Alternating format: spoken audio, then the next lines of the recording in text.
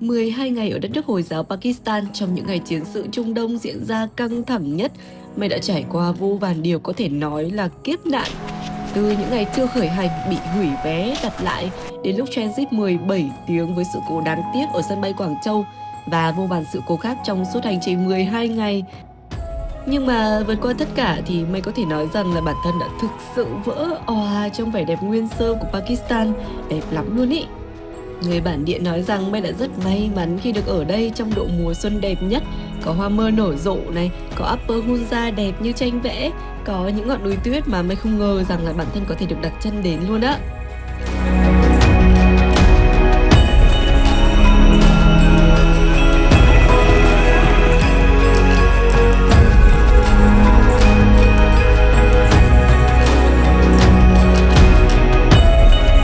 Còn rất nhiều điều hay ho trong số trip đi ngày hôm nay và cả những số tới nữa.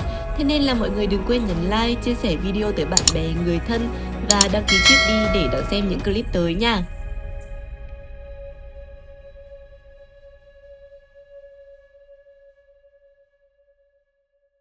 Xin chào mọi người, hiện tại thì May đang có mặt ở sân bay Quảng Châu trong thời gian quá cảnh 17 tiếng để chờ nối chuyến đến chuyến bay tiếp theo từ Quảng Châu đến Islamabad là thủ đô của Pakistan. Cái lý do May có mặt ở cái sân bay này 17 tiếng lận là bởi vì có một cái sự cố rất là đáng tiếc xảy ra, lát nữa thì May sẽ kể cho mọi người sau. Còn tại vì sao May đến Pakistan vào thời điểm này, thời điểm cuối tháng 3, bởi vì là Pakistan đang bước vào một cái mùa hoa cực kỳ đẹp, cực kỳ rực rỡ luôn. Và nếu mọi người muốn biết đẹp như thế nào thì mọi người có thể là theo dõi đến hết cái hành trình này của May nhé. Tận 4 giờ chiều thì May mới nối tiếp với chuyến bay kia. Bây giờ đã là 11 giờ hơn rồi. Chúng ta sẽ kiếm thứ gì đó trong sân bay để có thể là ăn uống. Vì là từ ngày hôm qua đến bây giờ, vì cái sự cố đáng tiếc xảy ra cho nên là May cũng chưa có gì để bỏ vào bụng cả. Đây, ở bên này có một cửa hàng. Chúng ta sẽ vào đây và ngó qua cái menu. Đây chủ yếu là mấy cái món Trung Quốc thôi, sẽ dao động tầm từ 15, 18 tệ thì nhìn có vẻ là không no được, đến 78 tệ cho một món. Thôi chúng ta sẽ đi qua cửa hàng tiếp theo xem tiếp, cân nhắc là sau đó sẽ chọn ra một chỗ thích hợp nha. Chỗ này cũng đẹp, thiết kế Trung Hoa. Nhưng mà ở bên kia, bên này có thêm một cái quán ăn nữa. Lúc nãy ở bên kia là có những cái món kiểu gọi món đấy mọi người, còn bên này là chủ yếu là có những cái món mì này. Giá thì cũng xem ở bên kia tầm 28 đến 58, 48, 69 tệ. Bây giờ có một cách là mình thấy bên nào đông hơn thì mình vào thôi, chứ cũng không biết là bên nào ngon hơn cả.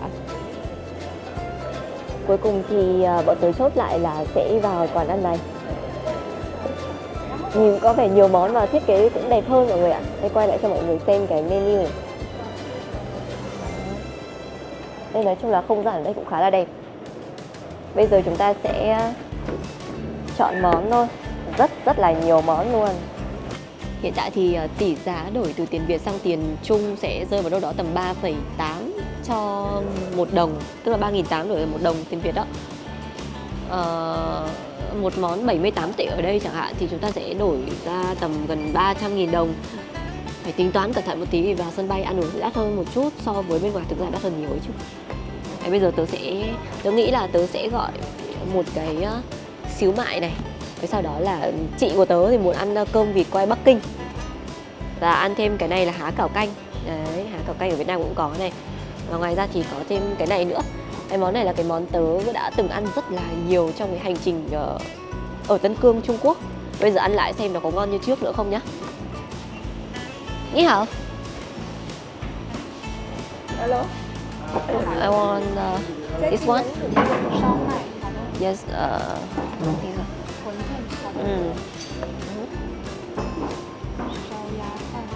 And this one. Yes. Chị muốn uống gì? Nước chanh á?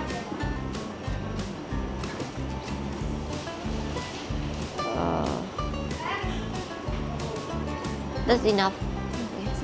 Hiện trong thời gian đang chờ món ra thì có một cái mình muốn chia sẻ cho mọi người, đó chính là nếu mà ai chưa từng đi du lịch ở Trung Quốc ấy, thì nó khó ở một cái, đó chính là người Trung Quốc thì hầu hết là mọi người không dùng tiếng Anh ngoại trừ sân bay á, sân bay vì sân bay quốc tế, cho nên là chắc chắn là sẽ có rất là nhiều người nói tiếng Anh. Nhưng mà khi mọi người nhập cảnh vào Trung Quốc thì hầu như là phải dùng tiếng Trung, cho nên là nếu mà ai muốn thuận tiện nhất thì phải có một người biết tiếng Trung đi cùng trong đoàn của mình, hoặc là nhưng mà khó quá thì cũng phải dùng dịch thôi. Nhưng mà những cái app dịch ấy nhiều khi nó không truyền tải hết được ý của mình, thì nói chung là cũng khó có thể là có một cái chuyến đi trọn vẹn. Cho nên nếu mà ai muốn đi du lịch Trung Quốc thì tốt nhất là hãy đi cùng với một người biết tiếng Trung nha.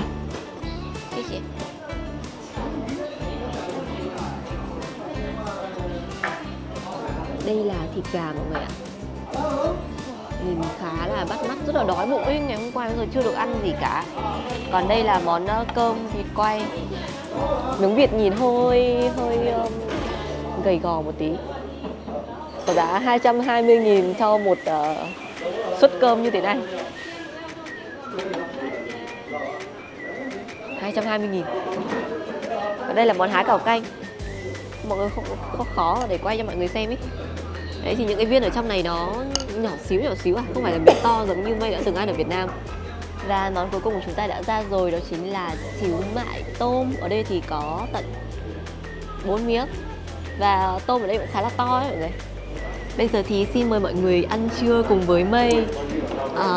Hiện tại đã là 11 giờ rưỡi rồi, 4 giờ chiều bay nên khá là thoải mái. Lát nữa chúng ta ăn xong chúng ta sẽ dạo quanh sân bay xem ở đây có những cái gì hay ho nhá. Tôi sẽ thử cái miếng gà này trước. Cái này giống với thịt xào chua ngọt, rất là nhiều ớt. Nhưng mà ớt này không cay, nó thơm lắm mọi người ạ. Đây, cái ớt này nó ngon thực sự nha. Cái ớt này ngon cực ý, không cay. Nếu chị không ăn được cay thôi. Nói quả là đừng tin nữa.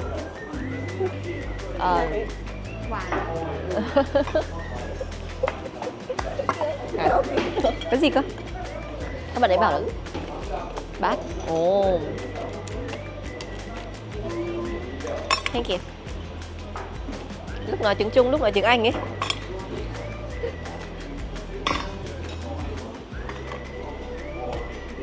Ở trong sân bay là sẽ có đá lạnh mọi người nhá. Nhưng mọi người mà đi ăn ở những cái hàng quán bên ngoài của Trung Quốc ấy thì hầu như mọi người gọi cốc đá lạnh để có thể rót nước vào uống. Hầu như là sẽ không có đâu. Mới cũng lạ một cái là như thế. Không có ở mạn Tân Cương thôi thì phải. Còn những cái mạn Bắc Kinh các thứ thì hình như vẫn có, mà cũng không nhớ rõ lắm. Nhưng mà ở Tân Cương hầu hết mọi người gọi là sẽ không có đá lạnh đâu. Đây, bây giờ chúng ta sẽ ăn trước miếng xíu mại. Vì cái này mà bớt nóng đi là nó sẽ không ngon nữa. Xíu mại tôm. Xem có khác gì với Việt Nam không mọi người nhé. Bởi vì Việt Nam có rất là nhiều quán có bán xíu mại. Đang nóng nên chúng ta sẽ chia ra 2 lần. Chứ thực ra ăn một lần sẽ một lần một miếng là sẽ đúng hơn.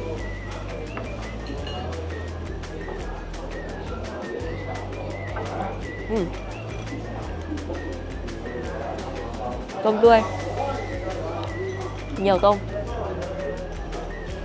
Thực ra thì nó vẫn thế, nó không khác gì cả. Những cái hàng kiểu bán đồ Đài Loan hay đồ Trung Quốc ngon ở Việt Nam ấy thì cái chất lượng nó sẽ vẫn tương tự như thế này. Kiểu tôm rất là tươi và thịt trong có khá là mọng ấy.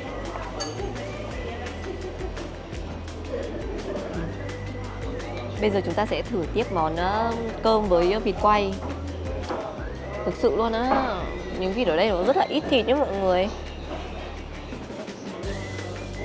Nói chung mình miếng thịt, nhưng không sao, xem vị nó như thế nào nhá.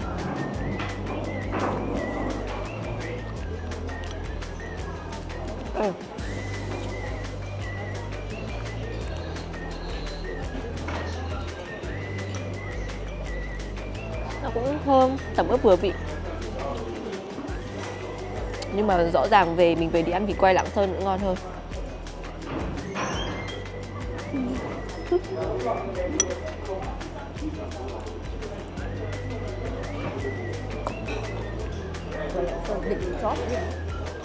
Thế bây giờ mới ăn 2 miếng nhỏ nhỏ đã hết thịt rồi. Món hợp với canh vẫn là cái món gà. Gà này gà gì nhỉ? Gọi là gà rang à? gà xào, gà xào với ớt. Ăn cơm vẫn hợp hơn. Ngon. Cái này ngon hơn nha. Ngon hơn thịt vịt. Ngon nhất trong bàn ăn ngày hôm nay luôn. Bây giờ chúng ta sẽ chuyển qua cái món há cảo canh này mọi người nhá. Đấy, mấy cái em bé há cảo, bé bé xinh xinh này này. Có thêm cả mấy cái sợi kiểu bắp cải rồi hành ở trong này nữa. Xin mời.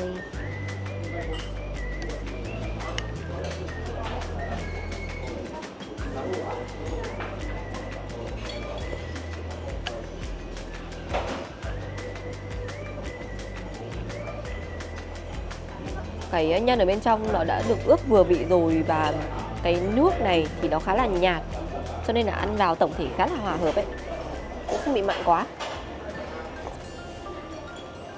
Quên mất tiện đây thì Mây cũng sẽ kể cho mọi người cái câu chuyện vì sao Mây phải quá cảnh ở Trung Quốc tận 17 tiếng và chỉ vật vờ trong sân bay thôi. Trước đó thì Mây bay từ Việt Nam qua Pakistan là có đặt được Qatar Airways, tức là đặt từ cách đây 3 tháng rồi nhá. Nhưng mà sau đó thì cái chiến sự ở Trung Đông nổ ra, mà cái chuyến bay của tớ quá cảnh Doha ấy, cho nên là bị hủy luôn, hủy hẳn luôn chuyến đó. Và tớ bắt buộc phải chuyển qua bay hãng China Southern Airlines để an toàn. Thực ra là Qatar cũng có những cái chuyến mới nhưng mà không dám đặt nữa bởi vì là sợ lại bị hủy tiếp ấy.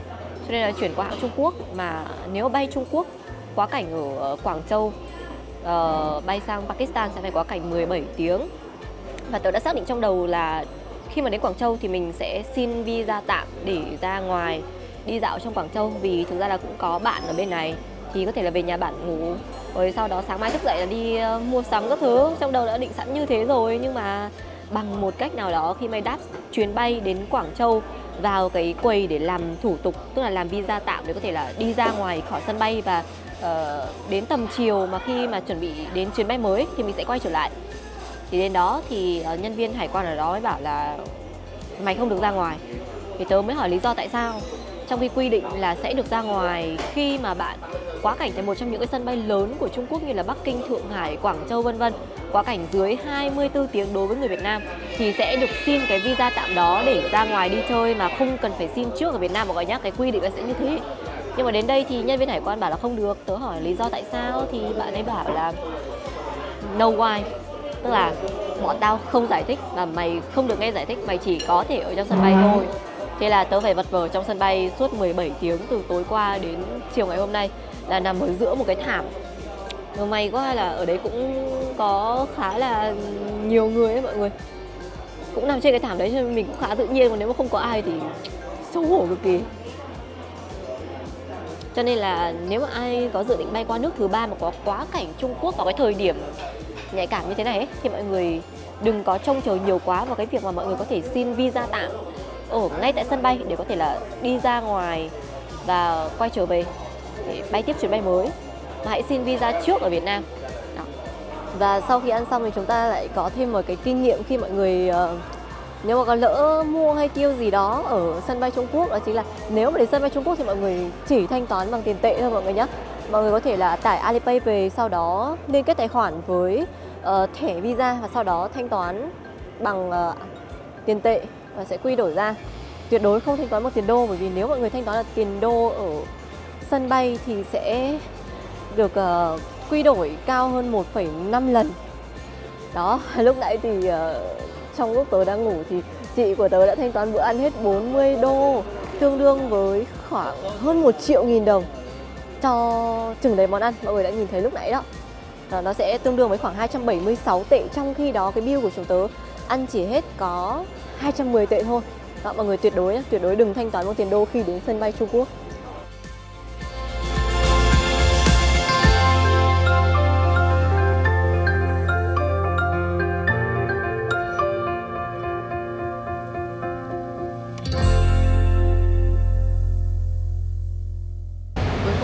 Cũng đã trải qua 17 tiếng vật vã ở sân bay và chúng ta đang trên đường lên xe buýt để có thể là di chuyển qua Pakistan. Và có một cái điều đó là mọi người ở đây trước khi mình nối chuyến nhé thì mọi người kiểm tra hành lý xách tay cực kỳ gắt gao. Mọi người cẩn thận là vượt quá 8 kg sẽ phải ký gửi, cho nên là nếu bay qua Pakistan mọi người nhớ cẩn thận nhé.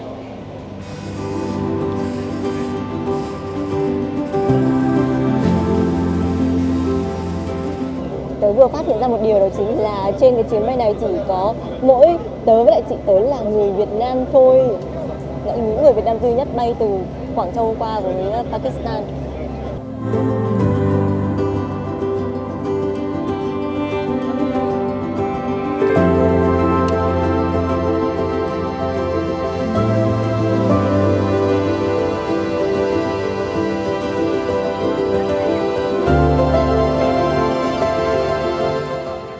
Đây là lần đầu tiên Mây bay Boeing 787, cho nên bây giờ Mây sẽ review nhanh qua những cái tiện ích có trên chiếc Boeing này của China Southern Airlines nhé. Lên máy bay chúng ta sẽ có đây, các bạn tiếp bên đã chuẩn bị những cái gối. Ở trong này một cái gối này được bọc rất là cẩn thận ở phía trong, vì mình bay xa mà, cho nên có gối sẽ có thể kê sau để êm ái ngủ được. Và đây thì chắc là một cái chăn thôi. Hy vọng là sau cái chuyến bay này thì chúng ta sẽ có nhiều chuyến bay xa hơn nữa và được trải qua nhiều hãng bay hơn nữa, có thể là review cho tất cả mọi người. Đây, trong này là một cái chăn đó. Yeah. Cái gì đây ta? À, đây là tai nghe để mọi người có thể là xem những cái tiện ích giải trí ở trên này. Đó, thì mọi người đeo tai nghe vào.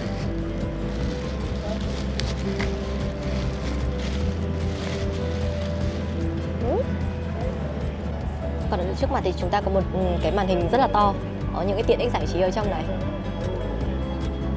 Ở đây thì chúng ta sẽ nhìn thấy được cái hành trình bay của chúng ta. Đấy. Local time này là 16 giờ 12 này, time to destination là đến Pakistan lúc. Đây là cái quãng thời gian là hết 6 tiếng. Đấy, và bây giờ thì nhiệt độ bên ngoài là 84,2 độ F. Lát nữa máy bay thì chúng ta sẽ được nhìn ở trên này. Tiếp theo còn ngoài này sẽ có màn hình giải trí này. Đây có giới thiệu về hãng bay này, có Sky Movie, phim này, TV này, có âm nhạc, có game. Nói chung là rất là nhiều thứ hay ho mọi người có thể là chơi trong cái quá trình mà mình di chuyển. Và trong cái quá trình mà phi hành đoàn đang thông báo một cái điều gì đó thì trên này sẽ hiện một cái chữ là Passenger Announcement. Đấy.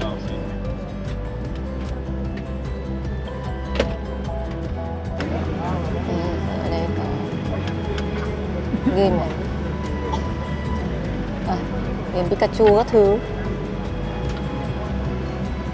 Và ở đây thì có một cái chỗ để mọi người có thể là treo đồ lên.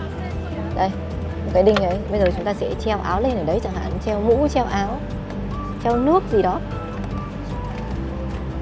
Khá là tiện á.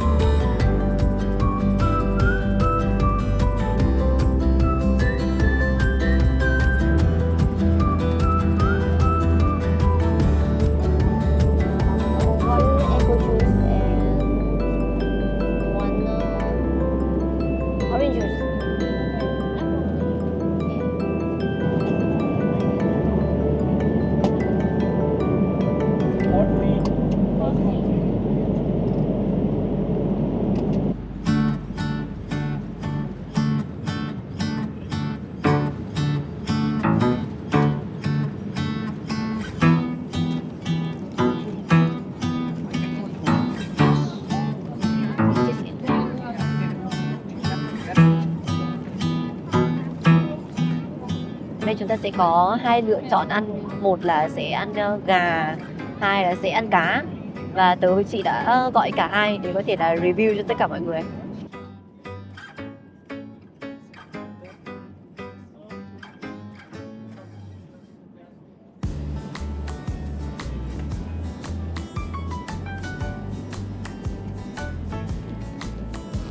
Ở đây là sẽ có, là không biết món gì đây, ngô rồi lại đậu. Ở đây chắc là pate hay gì đấy, không rõ lắm. Ok. Tiếp theo đây là một cái bánh. Đây là có hoa quả tráng miệng này.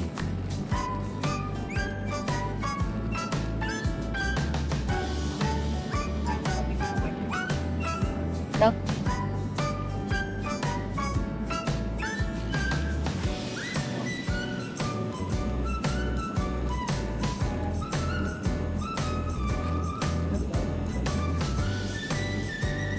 hủy. Chả biết nữa.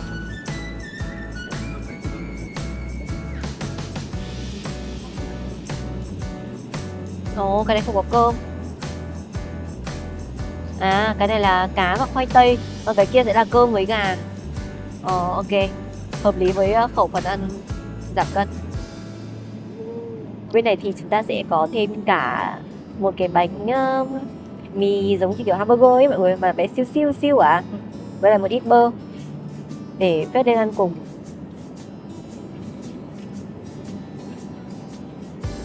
Xin mời.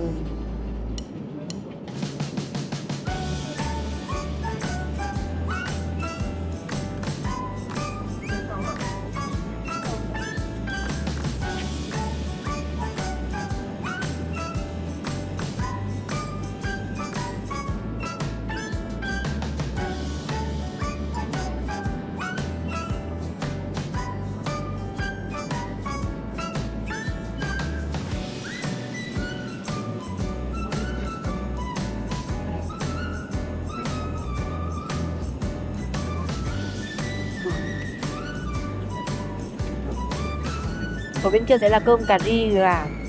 Em thấy cũng ngon mà. Cà ri à? Ừ, có vị cà ri nhẹ. Bay chặng này thì chúng ta sẽ được ăn lúc 18 giờ mọi người nhé. 18 giờ tức là đến 6 giờ đến 10 giờ, chúng ta còn 4 tiếng bay nữa cơ.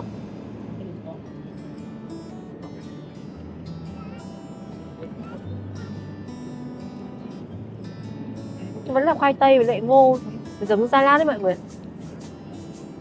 Với đậu.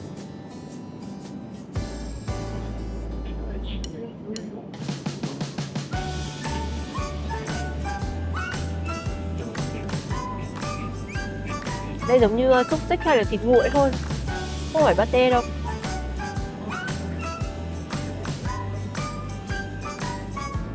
Cái này ăn hơi không quen rồi.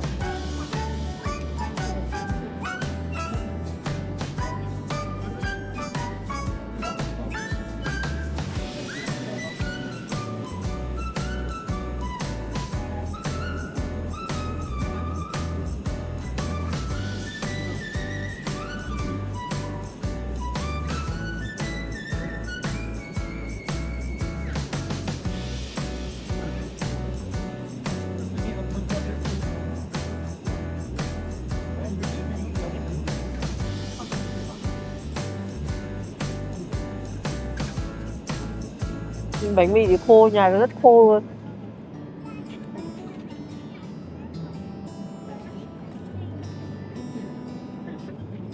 Thì xem đây là cái gì. Bên trong là cái gì ấy, màu đen đen này.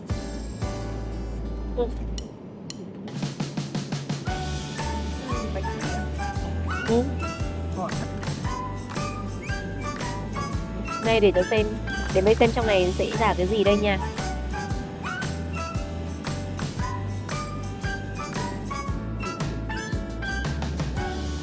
Thơm. Ok. Bên trong là đậu đỏ. Mới hiểu ngon nha.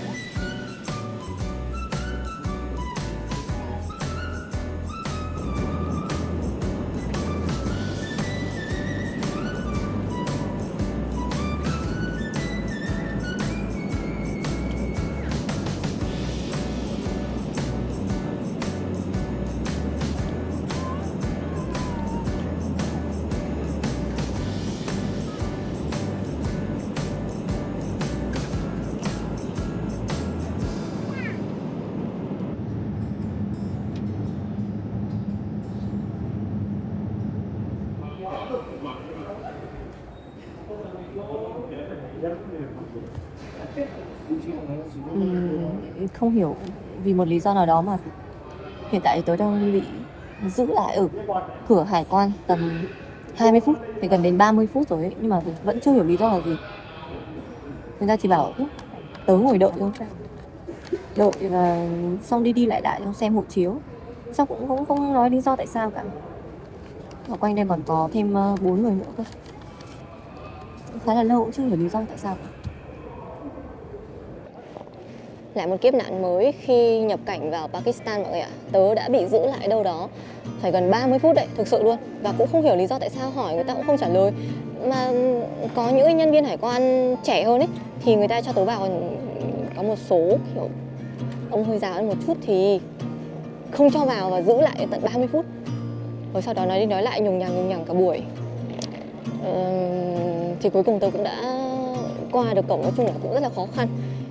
Cái hành trình này phải nói là kiếp nạn từ khi mà ở bên nhập cảnh vào Trung Quốc cho đến việc là nhập cảnh vào Pakistan. Hy vọng là hành trình khi chúng ta về thì sẽ suôn sẻ.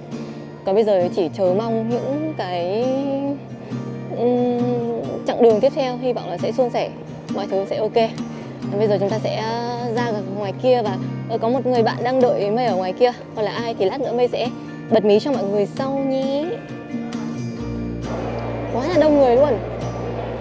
Vậy người bạn của chúng ta ở đâu? Okay. Bây giờ là có 2 cái mũ, phải đổi cả 2 mọi người ạ.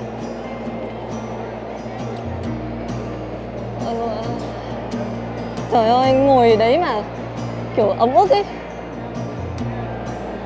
Đợi mãi. Kiểu cũng không hiểu lý do tại sao mình giữ lại ấy mọi người. Mình bị giữ lại chứ.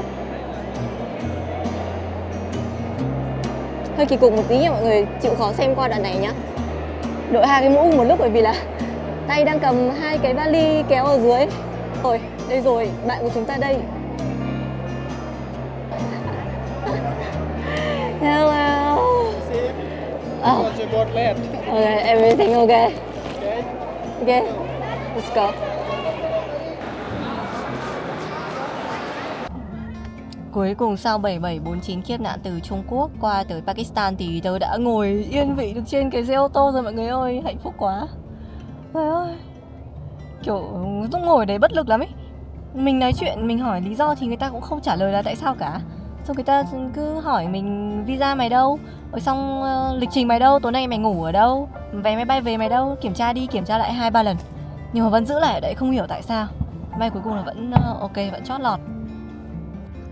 Đây, bên này là tay lái nghịch mọi người ạ. Tay lái sẽ ở phía bên phải ấy. Tuy nhiên, đúng rồi, làn đường cũng là làn đường nghịch ở bên này luôn. Hiện tại thì chúng ta đang đi ở bên trái. Còn bên phải đây sẽ có thêm một làn nữa là làn ngược lại. Đó, khá là vui. Nếu mà có cơ hội lái xe ở bên này cũng khá là hay ấy. Và người đàn ông đang ngồi ở trước này đó chính là Salim. Người sẽ dẫn tour cho chúng ta trong suốt hành trình 12 ngày ở Pakistan. Tắc đường ở Pakistan.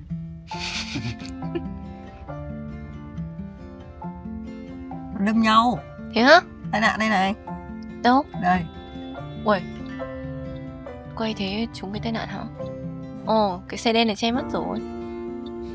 Nhưng mà là có một vụ tai nạn ở đây, cho nên chỗ này đang hơi bị tắc một xíu. Chúng ta đang qua bên chỗ này, đang có cảnh sát đến luôn ạ.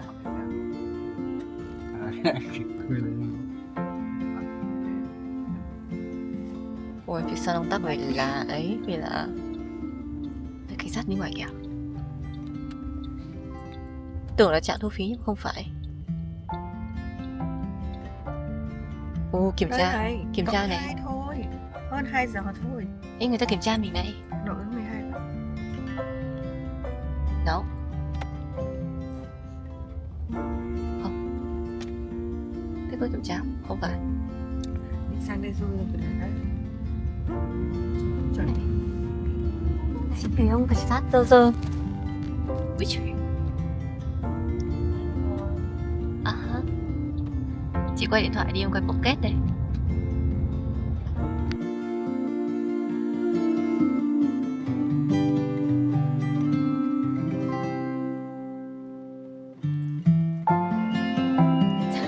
Hai bạn đi qua thấy lớp gì? Đây là khách sạn chúng ta tối ngày hôm nay. Hello. Salim, say hi. Hi. Swadikram. How to say in Vietnamese? Xin chào. Xin chào. Và bây giờ chúng ta sẽ room tour căn phòng khách sạn đầu tiên ở Islamabad, tức là thủ đô của Pakistan mọi người nhé. Lúc nãy thì Salim có bảo là khách sạn ở Islamabad rất đắt luôn, sẽ lên tới tầm 250 đô cho một đêm. Rất đắt luôn. Đây, ở đây có một cái thảm rất là xinh này. Giường 2 người rộng rãi, sạch sẽ, thơm ngon lắm. Và hơi xa một xíu. Đó, sáng sủa lắm luôn ạ. Ok. Ở đây còn có cả một bộ sofa luôn. Hôm qua ở sân bay không được tắm mọi người ạ. Ôi, rất là sạch sẽ. Ở Pakistan thì sẽ chênh khoảng 2 tiếng so với Việt Nam. Đấy, tức là sau khi bay qua đây thì Mây đã lời được 2 tiếng trong cuộc đời rồi mọi người ạ. Còn bây giờ thì chắc là Mây sẽ phải tắm rửa sạch sẽ, rồi sau đó là ngủ thật là ngon và hẹn mọi người vào sáng mai thức dậy lúc 10 giờ rưỡi sáng để đi chợ mọi người nhá, đi chợ mua một số đồ linh tinh. Và nếu như có trang phục truyền thống của người Pakistan thì Mây sẽ mua một bộ về làm kỷ niệm. Và nếu mà đi chợ thấy món đồ gì hay ho thì Mây cũng sẽ mua về để gửi tặng cho tất cả mọi người. Bây giờ thì bye bye, hẹn gặp lại vào sáng ngày mai nha. Chào buổi sáng tất cả mọi người. Hiện tại thì Mây vừa thức dậy nhưng mà cũng không sớm lắm đâu. Bây giờ hiện tại là 11 giờ trưa rồi. Ở Việt Nam đã rơi vào tầm 1 giờ chiều rồi mọi người ạ.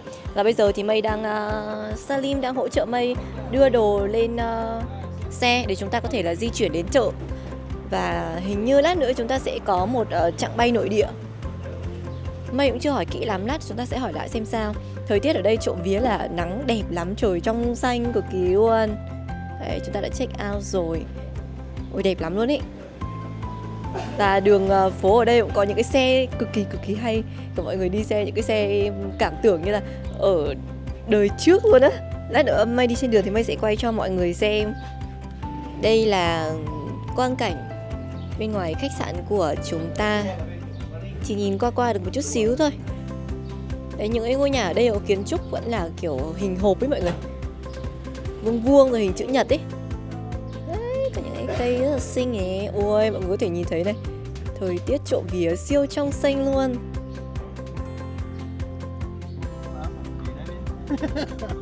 Ôi, thời tiết ở đây nắng gắt phết đấy. Ôi, ở đây kiểu cũng khá cao ấy mọi người, cho nên nắng rát lắm nha. Chết rồi, không kem chống nắng. Chưa bôi kem chống nắng. Ngồi trong xe ô tô nhá, nhưng mà nắng đã rất là rát chiếu vào trong người. Không biết ra ngoài sẽ như thế nào. Ở trong khách sạn cứ tưởng là lạnh ấy, nhưng mà không sao, chúng ta sẽ đi lên những cái vùng núi cao trong vài ngày sắp tới. Đó, thì sẽ lạnh hơn, thậm chí còn có cả núi tuyết nữa cơ.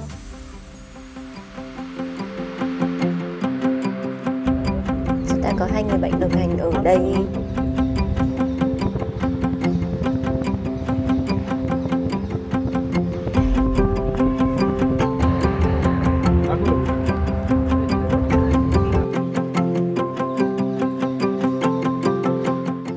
Dãy Himalaya sẽ bắt đầu từ những cái dãy núi ở sau những cái tòa nhà này.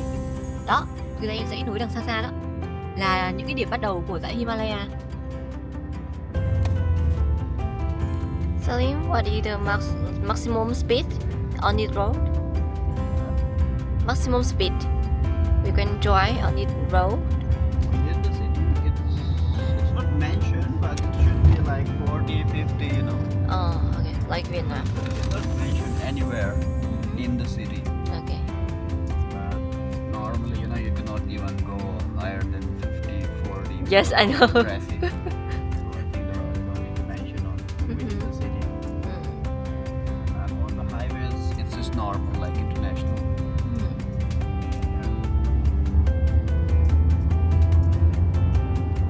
On highway in Vietnam just up to 120. Yeah, same. Same in Pakistan. And now they reduced temporary to 100. 100. Yeah, Okay. recently they reduced it, but it's not permanent. Temporary change. Đó, bên này có những cái xe rất là hay. Đấy, nhỏ xinh xinh ấy. Ồ, đường phố bên này cũng dợp bóng cây này.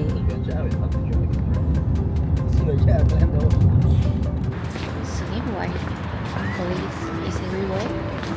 Huh? White police. police. It's security. À thế á? Private security. Ok ok. Yeah. They are security guards, not police. Okay. Private security for the mall.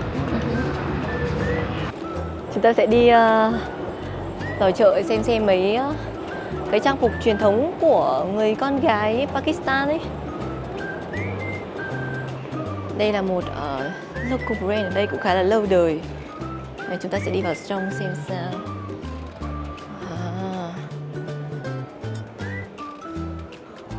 Đấy, xung quanh là những cái trang phục truyền thống của Pakistan. Nè, wow, so many, quá nhiều.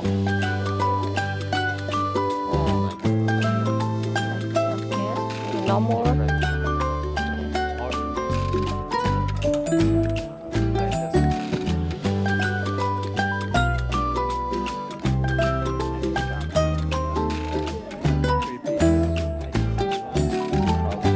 Trouser.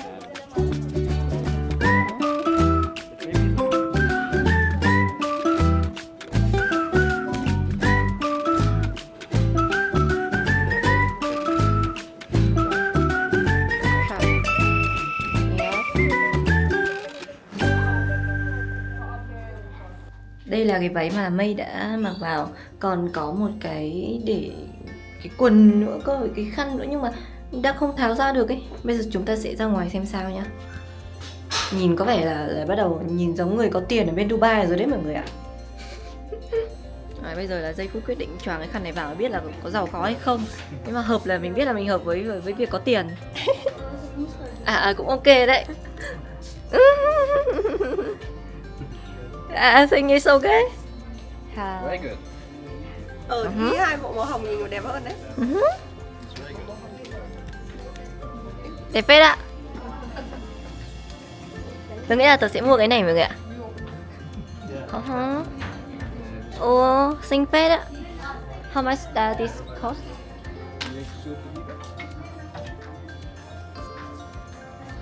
Let's check.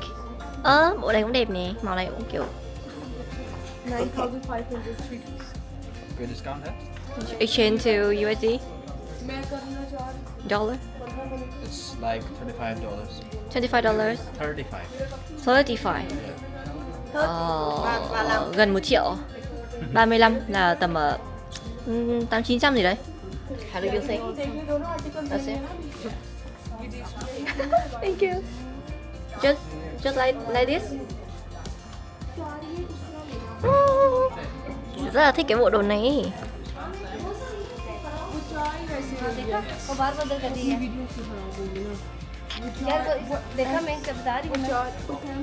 Màu hồng rất là sáng mặt luôn. Thử phát ăn luôn mọi người ạ. Như vậy là tạm thời mới đặt chân đến Pakistan đã tiêu hết 35 đô mọi người ạ. Bây giờ sẽ phải đi kiếm kem chống nắng vì ở đây nắng rát quá. Không ngờ đấy là như thế luôn á. Và cần mua cả mặt nạ nữa bởi vì là lên cao ấy thì không khí ở đây cũng không hiểu sao nó khô lắm, chóc hết cả da. Rất là cần mặt nạ luôn. Để xem là bên này sẽ có hãng mặt nạ nào xịn sò. Vừa đến nơi đã đánh rơi điện thoại, xong bị vỡ hết cường lực, phải đi thay mới mọi người ạ. Sẽ rơi vào tầm 800 tiền Pakistan. Tớ đang đứng ở trong siêu thị và mua một ít đồ lặt vặt đấy mọi người. Thì nhận ra một cái điều mà Mây rất là muốn chia sẻ với mọi người, đó chính là nếu mà có thời gian sắp xếp đồ đạc và có điều kiện thì mọi người hãy mang đủ đồ đi Pakistan nhất có thể, bởi vì là mua sắm bên này rất là đắt nhé. Ví dụ lúc nãy Mây có mua mặt nạ ấy, thì cái rẻ nhất sẽ rơi vào đâu đó tầm 65.000 đồng cho một miếng mặt nạ là rẻ nhất rồi nha. Giống như dép đi trong nhà ấy, thì cái đôi rẻ nhất Mây kiếm cũng là rơi vào tầm 5 đô, tức là đâu đó tầm 120, 130 nghìn gì đó, nó khá là đắt. Nói chung là mọi thứ đều rất là đắt đỏ. Nên mọi người hãy mang đầy đủ đồ nhất có thể khi mọi người qua Pakistan nhé.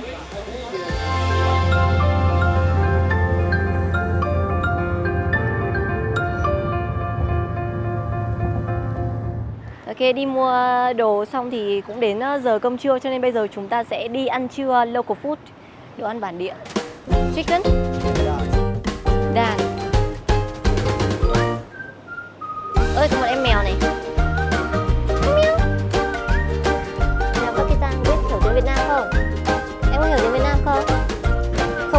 Tới Việt Nam nhưng mê gái Việt Nam. Làm phẫu nai này.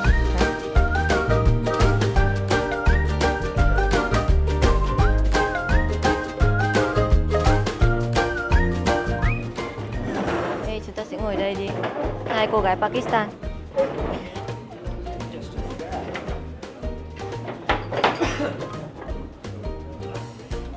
Từng cái ra một. Ok. Ở đây chúng ta có một cái menu này. Nói chung là cũng không hiểu gì cả mọi người ơi. Chỉ có là nhìn hình xong gọi thôi. Đây là một món nữa. This is traditional food. This is Afghan. Afghan. Afghani food. Afghani food. Ở đây là bên này có những cái xiên bò. Say hi in Vietnam. Xin chào. Xin chào. Xin chào. Xin chào Pakistan. Xin chào Việt Nam. Xin chào Việt Nam. So, what is this? Naan. Not bread. Traditional bread Afghan. of Afghan. Okay. And this one? Lentils. Lentil. Okay. Rice with beef. Beef. Okay. Cơm với thịt bò. Okay. Beef inside. Đây là cái muỗng to hơn, cái muỗng to đùng như thế này là để múc cái này. Cà rốt nè. Okay. Your turn. How? Okay. This is beef. Beef. Barbecue. Tikka. Barbecue. Tikka.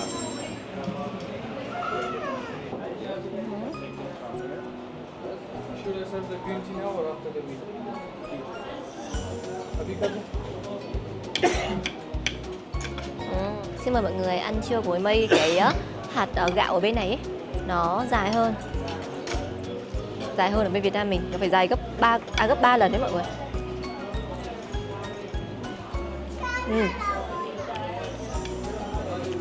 Trong cơm này có vị chua chua, mặn, ngọt.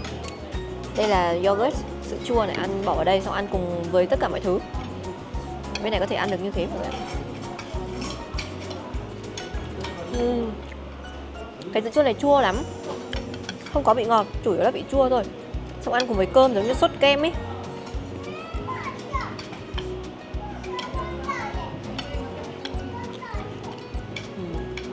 Thử miếng thịt bò xem sao nha.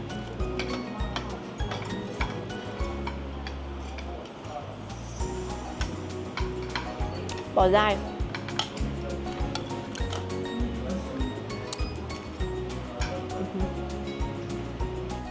Cái này ngon phết, cái cơm mà ngon phết. Có thêm cả salad ăn kèm bên ngoài nữa nha. Bây giờ chúng ta sẽ thử cái xiên thịt bò này. Cầm ăn nhan luôn.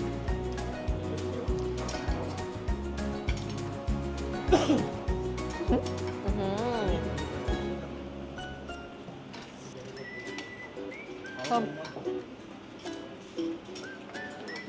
Cái gia vị ướp nó khá giống Việt Nam ấy. Cái nhạt thôi. Thì khá là tươi ạ. Món ăn truyền thống ở bên này nó cứ nhỏ xinh như này mọi người ạ. Ngon nhỉ. Good. How to say delicious? Delicious. Vietnamese. Ngon.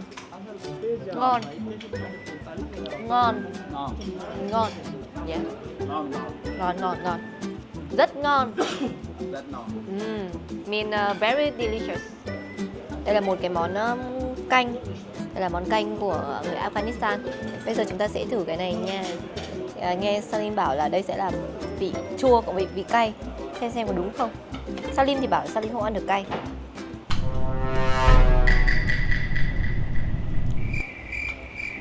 Yes, sour and spicy. Chủ yếu là sẽ bị chua, bị cay thôi. Ăn với cái này khá là hợp. We go to Afghanistan. Có thể là tháng 11, tháng 12 chúng ta sẽ quay trở lại Pakistan và đi cả Afghanistan mùa thu nữa. Prefer to fly from Islamabad to Kabul. Kabul. Kabul is capital of Afghanistan. Okay. Kabuli Pulau. Kabuli Pulau. Kabuli Pulau. Bây giờ chúng ta sẽ thử qua cái món này. Nãy giờเราnói chuyện quá chưa kịp ăn. Lantern.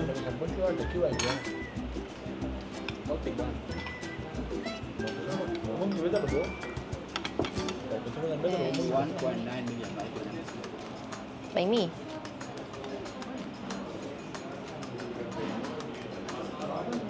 In Vietnam we call this one is bánh mì. Yes.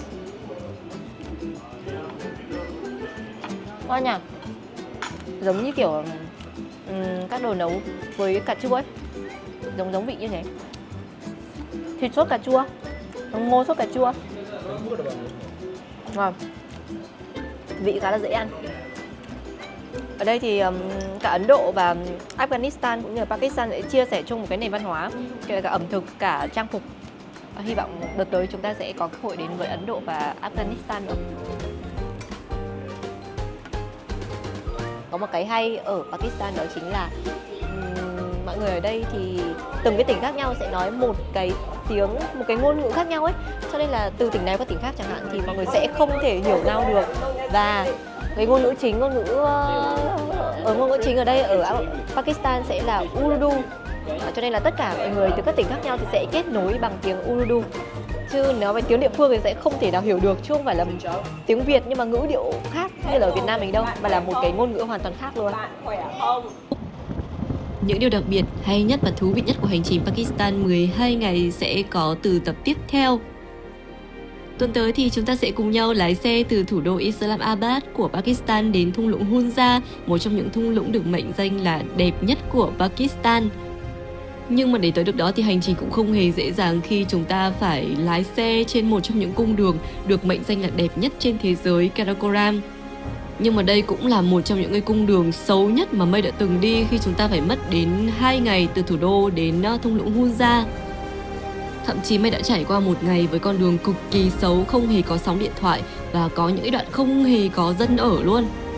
Nhưng mà khi đặt chân được đến thung lũng Hunza rồi thì mọi thứ như vỡ òa và quên hết những cái mệt mỏi, bởi vì là lần đầu tiên Mây được nhìn ngắm khung cảnh hoa mơ nở rộ bên những dặm núi tuyết của dãy Karakoram hùng vĩ. Còn siêu nhiều điều bất ngờ khác, cụ thể như thế nào thì mời mọi người đón xem tập tiếp theo của trip đi vào thứ 6 tuần tới nha. Bye!